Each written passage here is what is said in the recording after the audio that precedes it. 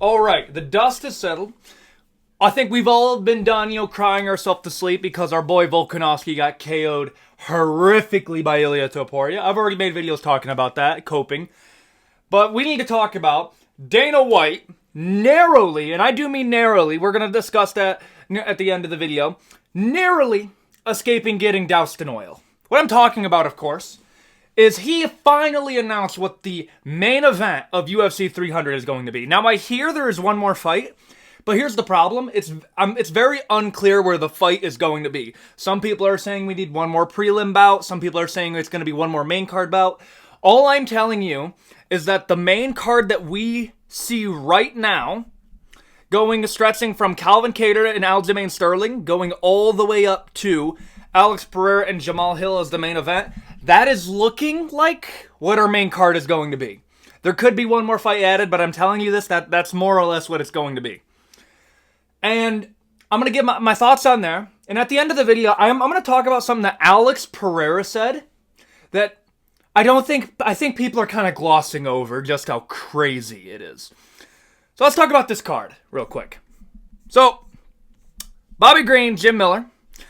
This is not the order that we were given. Apparently, Davidson Figueiredo versus Cody Garbrandt is now the prelim opener. If you don't know, Bo Nickel versus Cody Brundage was the main card opener. They are now going to be the headliner of the prelims, which is weird because Jerry Prohaska versus Rakic was the headliner of the prelims. Like, I understand that now it's starting to get swept under the rug because people are starting to forget that. Like the real fans that have been looking at these, trying to figure out, started the whole hashtag oil him up, have been looking at these cards and been seeing how everything's been lined up. So there's a lot of people that are just now seeing the UFC 300 card and are like, oh, it's not that bad. But I'm telling you this right now. As of right now, the main card of UFC 300 pulled not one, but two prelim bouts to the main card to fill it up. And now we're going to need one more fight to go on the prelims. And I do think that's what they're going to do because it's going to be a lot easier to put a fight on the prelims than put another fight on the main card that deserves the main card. I think the main card is what we're going to get. That being Calvin Kattar versus Aljamain Sterling as the opener. Yuri Prohaska versus Rakic as our next fight. Charles Oliveira versus Arman Tsarukyan. Already was on the main card. That was the main card opener. And then we're getting into Justin Gaethje, Max Holloway, BMF title. Zhang Weili versus Yao Xiaonan. Co-main event. And Alex Pereira versus Jamal Hill. 9 out of 10. I'm going to say as a card, as a numbered card, this is a 9 out of 10 card. Maybe an 8 depending on how I'm feeling.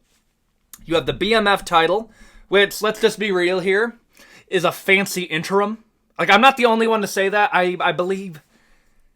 I don't remember his channel name, but all I'm telling you is I know there's other creators that have called it the fancy interim belt. I do believe that's what it is. Zhang Weili, another title fight, and Alex Pereira versus Jamal Hill. All good.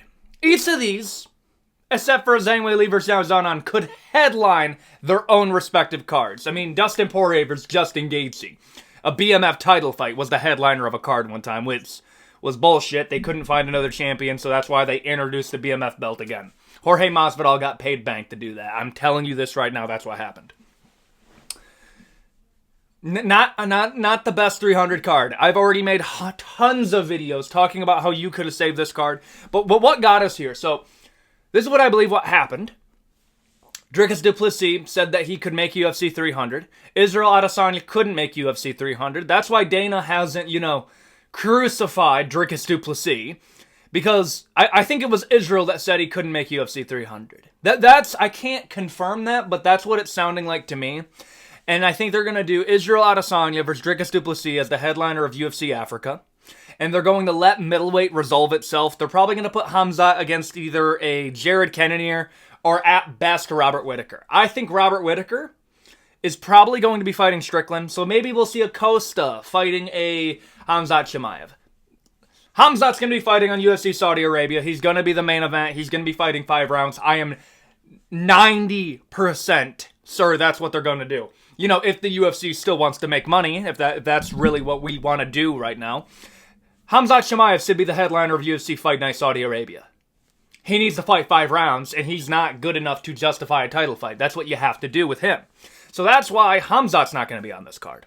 The reason Leon's not going to be on this card is because apparently Bilal Muhammad versus Leon Edwards wasn't even a fight that was on the table. According to Ariel Helwani. Now, listen, I don't agree with Ariel Helwani on a lot of stuff. I think they feed him a lot of straight up lies, and then he reports on it as almost like a smoke screen. I don't believe he's giving off fake news. I think some people are feeding him fake news. At least I hope. Because Leon Edwards was offered... Let me tell you some of the fight that he was offered, and you can infer some of this. Leon Edwards versus Khamzat Chimaev. Khamzat Chimaev doesn't want to fight during Ramadan. Okay. Leon Edwards versus Shavkat Rakhmonov. I can infer that because there's nobody else at welterweight that you can justify giving a title shot outside of Bilal or Shavkat Rakhmonov. So Shavkat probably said no because he's also Muslim. Ramadan. Okay, understandable. And then we have Islam Makhachev is the one that's being very heavily rumored. Ramadan. Like, maybe the UFC 300 main event should have been Dana White just fighting Islam. Like, holy shit. That's 3 separate fights. Probably 4 because Bilal's not going to be fighting during Ramadan either. Like, oh my... That actually did mess up the card a little bit. Why couldn't we just push back UFC 300 just a little bit? Like, a few days. Okay? Just like 1 week. Maybe that would have done it. And then we get Alex Pereira versus Jamal Hill. I didn't think this fight was going to happen for 2 reasons, and we're going to talk about both of them. Jamal Hill is coming off a ruptured Achilles. The management of Hill said that the best he could possibly do, this is coming from a week ago, mind you, Jamal Hill is targeting a return date at International Fight Week in June. So how do we go from June to UFC 300? Money. That's what happened. Jamal Hill was offered a bag, and they probably said a little something along the lines of, hey, Jamal, you can either fight on UFC 300, we're going to give you a hefty bonus. I know you're coming off a ruptured Achilles, but you get an immediate title shot and a bag to do it. Pay-per-view points too. Or you can not fight on UFC 300, leaving the UFC 300 main event, in the air, and maybe when you come back, you're going to have to fight somebody like Magomed Ankalaev. Or the winner of Yuri Prochazka versus Rakic. Like, I think there was some softcore threats being thrown in.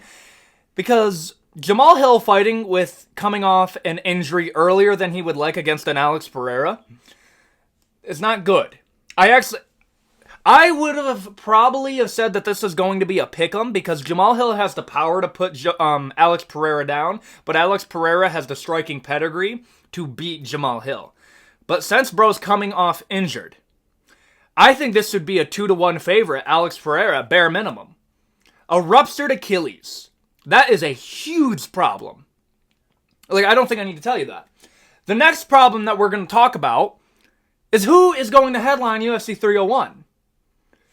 Pantoja? Pantoja is going to have to fight the winner of Moreno and Royval that's happening this weekend. We're going to get another... Moreno might as well be Brazilian for how many times he's fought in front of the Brazilian crowd. So we're going to get Pantoja versus Moreno.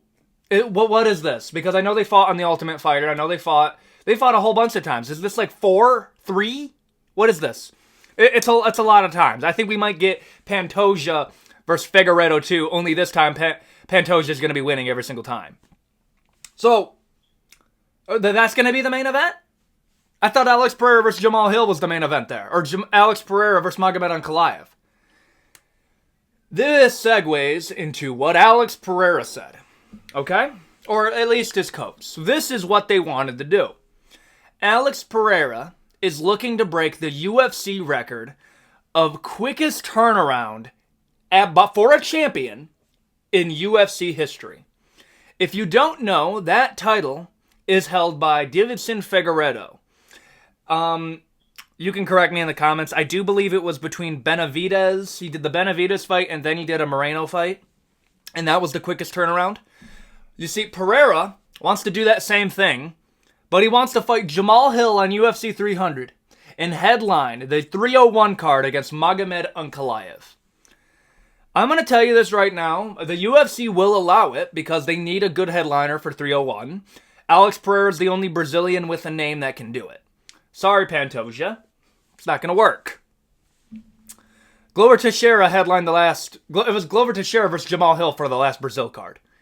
They need Alex Pereira for this. If he does this, bro, you had the Weasel talking about that if Alex Pereira is able to successfully do this and beat both of them, he should be regarded as the third best light heavyweight to ever live. You have any idea how crazy that is? The Weasel is saying that you should be the third best light heavyweight to ever live. And I'm going to be honest with you. Yeah.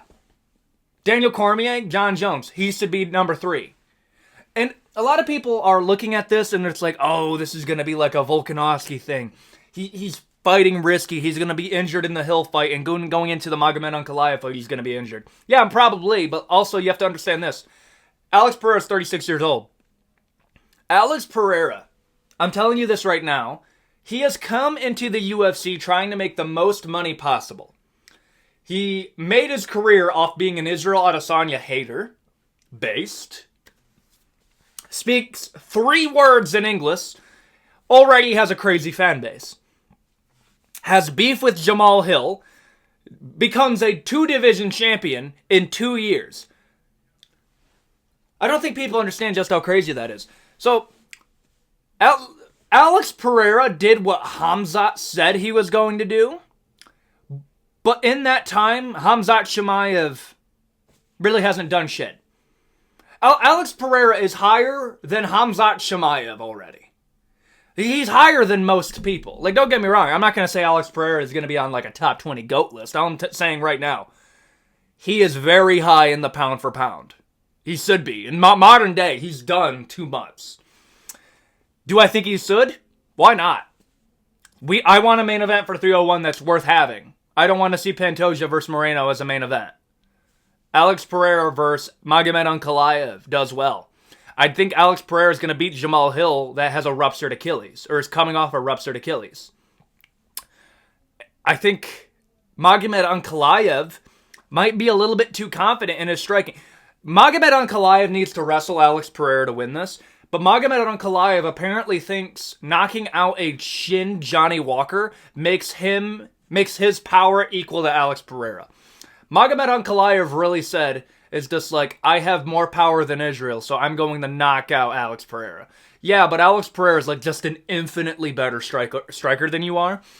And the fact is all you need to beat Johnny Walker is patience and just a little bit above average power. Like, he's already chinny. KO'd by Jamal Hill. KO'd by Magomed Ankalaev. He got KO'd 3 times in like a minute in his early pro career. He's chinny. That's Chinny Walker right there. If Alex Pereira can do that, we are really talking about him as the third best light heavyweight of all time. Bro saved the UFC 300 card and saved the 301 card all because he wanted to do it. I would say UFC 300 is barely above mid. I've changed my mind, probably an 8 out of 10 card. Because here's the only reason. If you judge this by normal card standards, which is what they're going to want to do now, it's a 9 out of 10. But to me, it's a 7.8, we keep going lower, a 7.5 to 8 out of 10 for a 300 card for one reason. Every single broadcast that's been going on so far this year, for UFC 297 through every single fight night through UFC 298, has been talking about how UFC 300 is going to be the biggest combat sporting event of the entire year. I don't even think that's going to be true anymore. How it's going to be one of the biggest sporting events of the year. I don't think that's going to be true. I think this is an above average card with decent prelims. But in my mind, you can't be the best card of the year when we literally have to pull 2 people from the prelims to fight on the main card. But there you go. That's my thoughts. Alex Pereira is an absolute G. Bro wants to fight 2 people in 1 month to break that record. For really no reason. He doesn't have to do any of this. Tell me what you think in the comment section below. Do you think Alex Pereira gets it done? What do you think about the UFC 300 card? Crazy, dude. I think that's going to be it for the video. Thank you for watching. Adios, guys.